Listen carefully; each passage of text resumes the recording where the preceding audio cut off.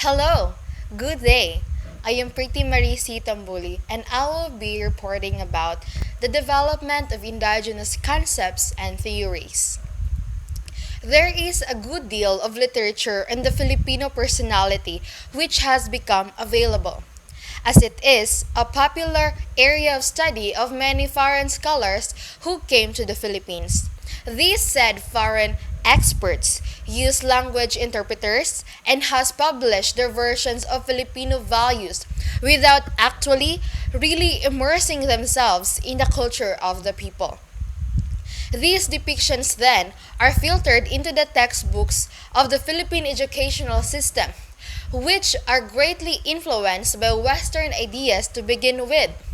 Sadly, these Filipino values, together with other colonial interpretations offered by the foreign scholars, have been transmitted from one generation to another, thus perpetuating a distorted, if not false, picture of the Filipino.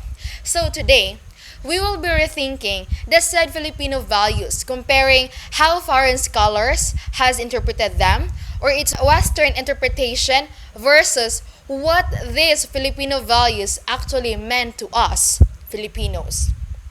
In here, we will realize what a game changer and how important the emergence of Psikolohiyang Filipino is. We will rethink the four Filipino values, namely, bahala na, hiya, utang na loob, pakikisama versus pakikipagkapwa. So first is bahala na. The Filipino cultural value of bahala na has no exact English translation. So, in 1968, Lynn Bostrom was the first psychologist to analyze this value by comparing it with American fatalism. So what is fatalism? It is the attitude of the mind which accepts whatever happens as having bound or decreed to happen. Kumbaga sa tuwa pa, destiny. So, this concept is very widespread, about bahala na. That when Thomas Andres published the Dictionary of Filipino Culture and Values, he still defines bahala na as the Filipino attitude that makes him accept sufferings and problems, leaving everything to God. Bahala na ang Diyos, or God will take care of us.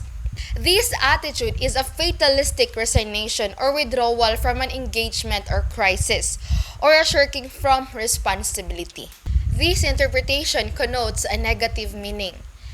So an example of this bahala interpretation in a situation is when mingon ta nga, bahala na kumabagsak di, mabagsak.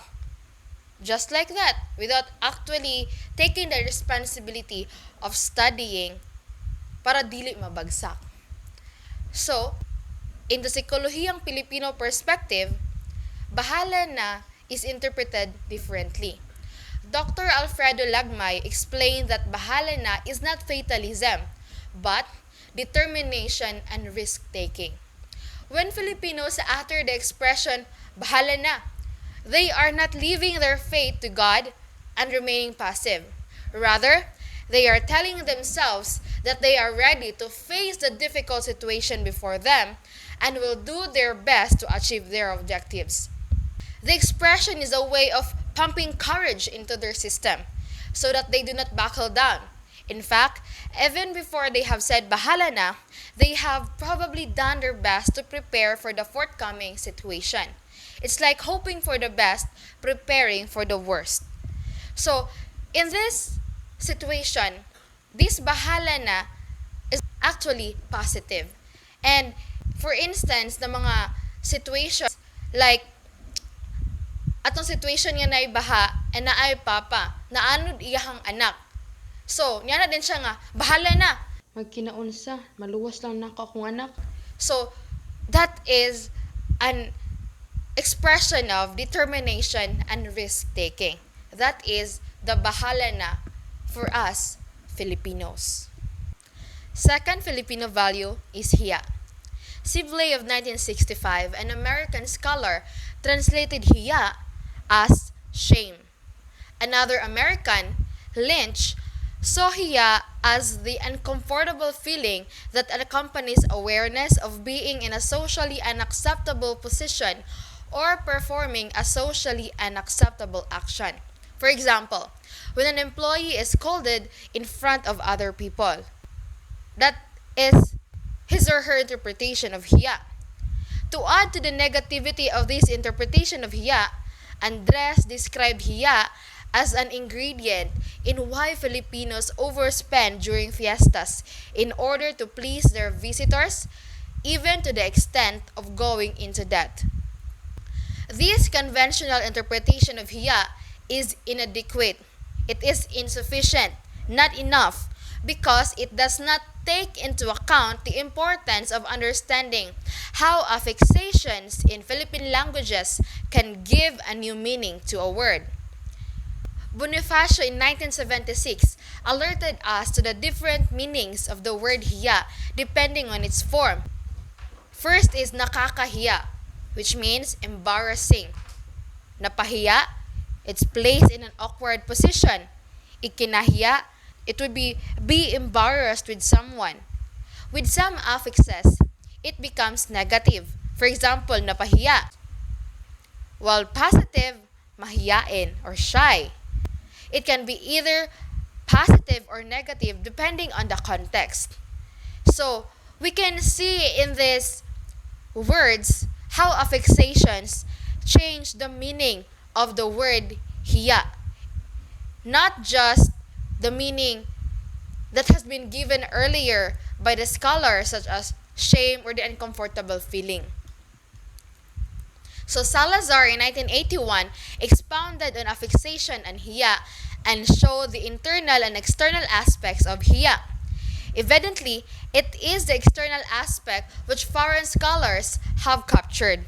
After all is said and done, the more appropriate translation of hiya in English is not shame, but a sense of propriety. Third is utang na loob.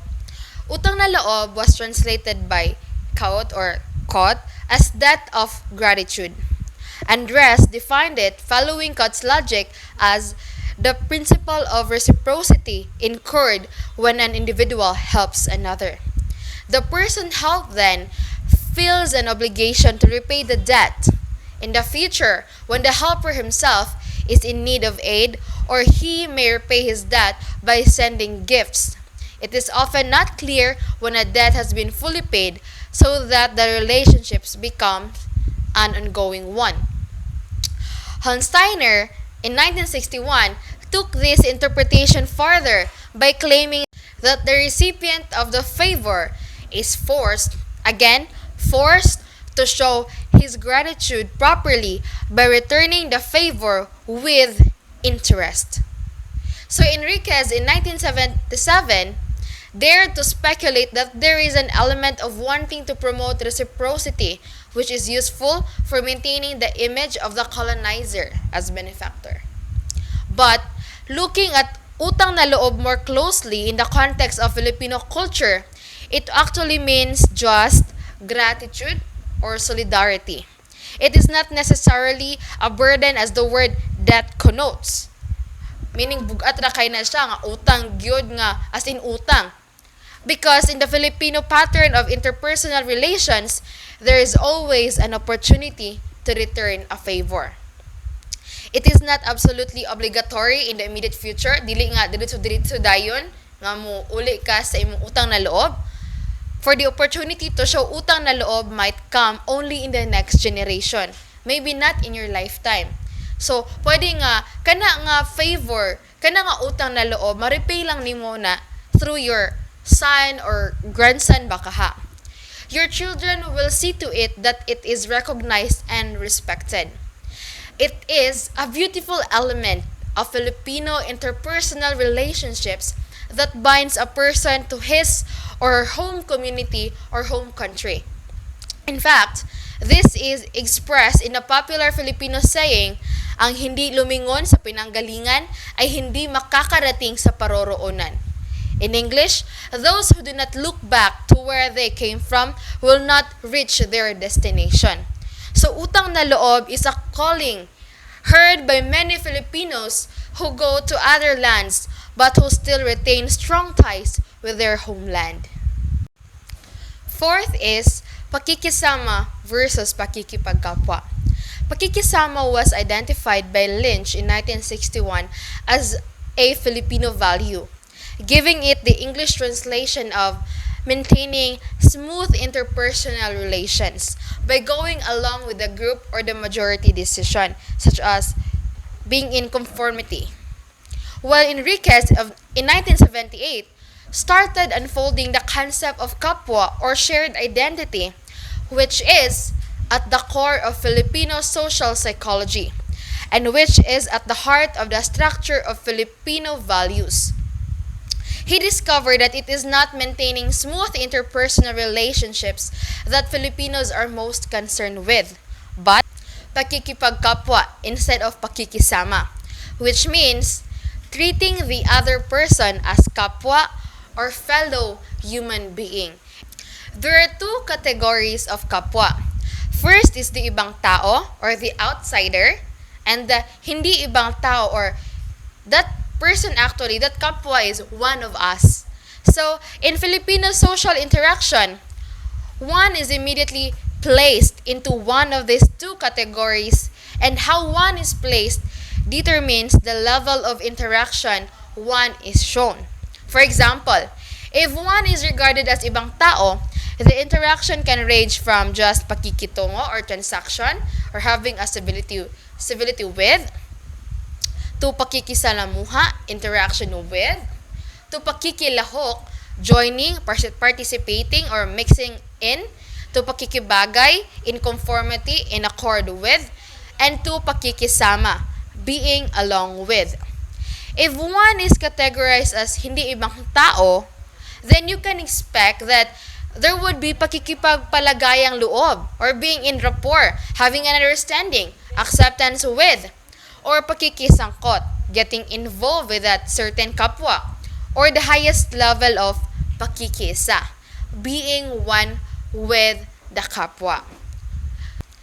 Through the lens of Psikolohiyang Filipino, Enriquez in 1992 reconceptualized the Filipino behavior patterns and value structure where he designated hiya as propriety or dignity, utang na loob as gratitude or solidarity, and pakikisama as companionship or esteem, as colonial or accommodative surface values, and bahala na as determination, sama or lakas ng loob as resentment or guts, and pakikibaka as resistance, as confrontative or surface values. He emphasized kapwa or the shared identity as a core value, and pakikiramdam, the shared inner perception, as pivotal interpersonal value, and kagandahang loob or shared humanity as linking socio-personal value. Associated are social values such as karangalan or dignity, katarungan, justice, justisya, and kalayaan, freedom. Thus, the area of Filipino personality developed as a strong area using the Psikolohiyang Filipino perspective. The Filipino is a blend of East and West. The Western, however, can be seen more in our external ways, the way we dress, the way how we like burgers or other food, Western music and dance. And Filipinos, truly, our values, we have retained the internal aspect, which is at the core of his pagkatao or her pagkatao. Our personality is truly Asian, such as deference to authority, that is submitting or yielding to the judgment of our recognized superior out of respect or reverence, the modesty, humility, concern for others, and many other Filipino values that we all have and should have. That would be all. I am Pretty Marie Tambuli. Stay safe and God bless.